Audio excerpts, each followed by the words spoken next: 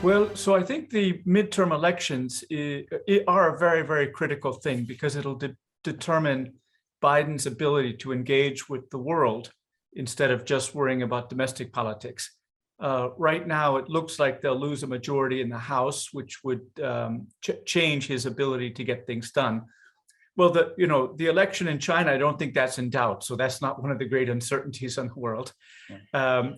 But the COVID variant is scaring a lot of people right now. But I think what we're working towards very much in Europe, and I think it's still in very much in the US as well, and it's spreading to Asia, is that people are learning to just live with this disease.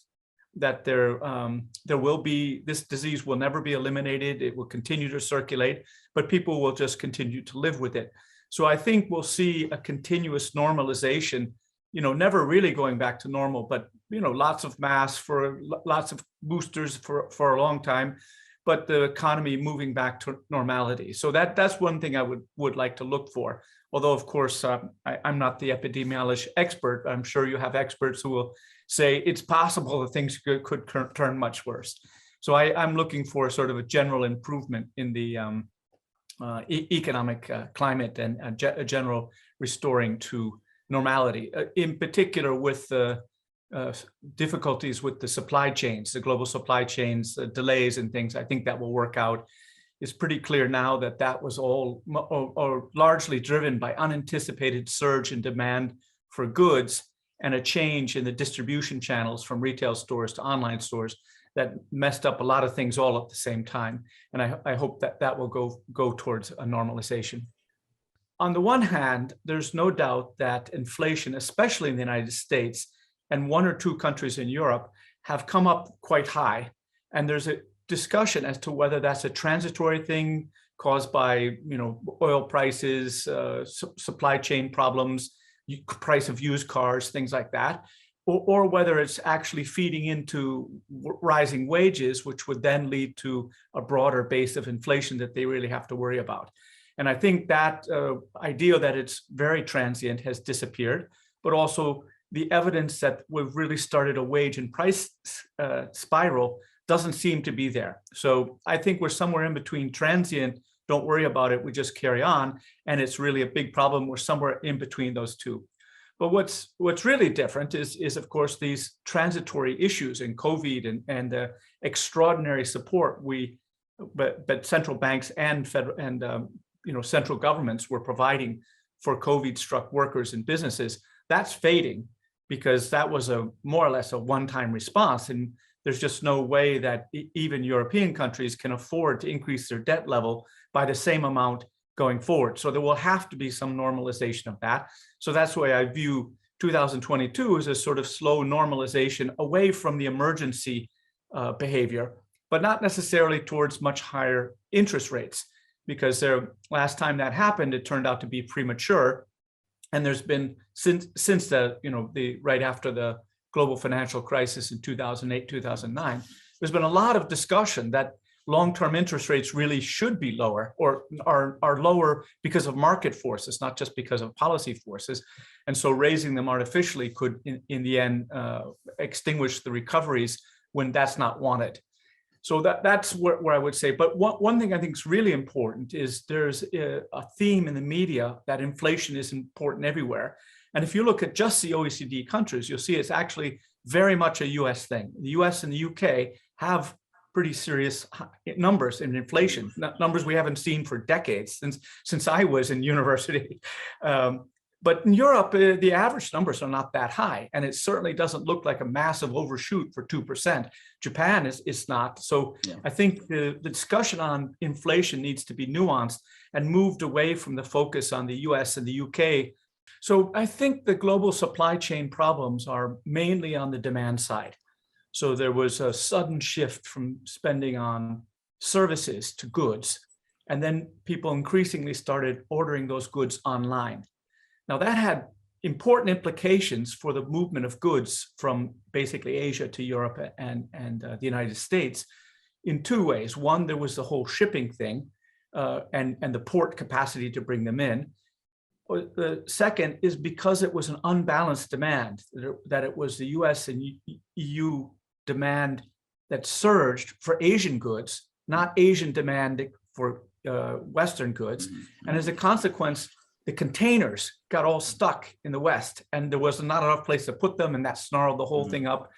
And then another aspect was, since these people were ordering things online, the deliveries inside the countries were going to distribution centers, very few distribution centers, instead of widely dispersed. And so the automatic storage of containers and things like that was kind of cut out. So it caused all sorts of problems because of the sudden readjustment. Now, all of those are transitory problems. For one thing, the demand surge is fading because people, getting it out of their system a little bit. I think especially after the holiday season, it will tend to fade.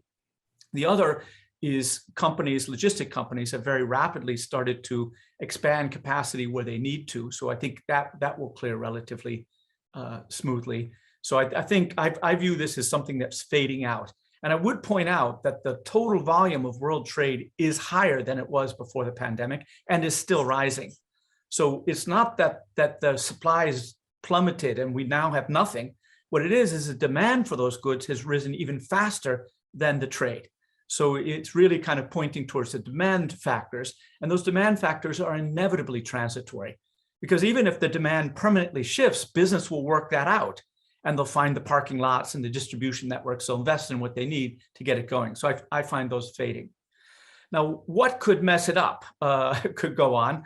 I mean, I think the big danger is U.S.-China geostrategic tensions could lead to some supply side disruptions in many different ways it could happen. But a great deal of the interaction between the US and China involves trade. And one of the common ways in which geostrategic interactions between big countries like that is sanctions, trade sanctions, or boycotts or whatever. So I think that is a potential thing, a potential problem.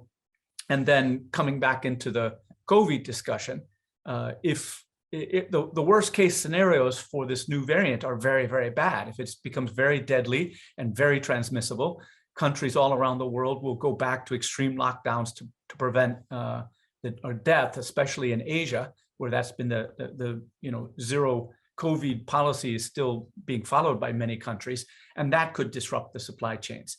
So I think there's a whole bunch of things. Then maybe I should add, lastly, it all depends upon, not all, a lot of it depends upon the growth in the Western economies. So if the Western economies recover, that causes more pressure on the supply chains, and so it'll take longer to fade. But if Europe and the US fall into recession, then there'll be less pressure, and so it should come out. But overall, I would be relatively optimistic that these problems will fade and solve themselves over time, exactly because the main source is demand, not supply. Well, I'm optimistic on this, that I think we're going into sort of a détente or truce kind of period, where neither side really wants to dial this up until it becomes something extremely disruptive. There's midterms in the US, which I think will keep the administration talking tough all through up until the elections.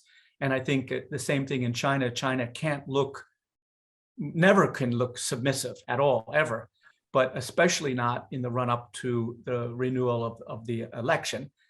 So I think what we'll have is a lot of tough talk and not much action, because action can also cause problems for both elections and problems for the economy that aren't needed. So I think we're kind of going more into a kind of truce in terms of actions that might disrupt the global economy, but words that remain somewhat hostile. So that's part of it. But I also think that the climate harmony between the US and China, where it's sort of, so this is something they can work together on, and it can't be characterized on either side as kind of a concession or weakness when you're working together to remove the climate. So I think there's some possibility that that vector would be a way to build towards less conflictual relationship. And climate is a popular thing in the public's eye, basically all around the world, especially right now. So I'm relatively optimistic that this conflict will remain on hold. But of course, people living in Korea know that strange things happen suddenly. And so it's very hard to predict. That's why I normally stick to economics, because economics is hard to predict, but geopolitical and strategic and foreign policy things are very, very hard to predict. So there's lots and lots of things that could go wrong with that. But I'm a bit of an optimist on this, and I think it'll calm down.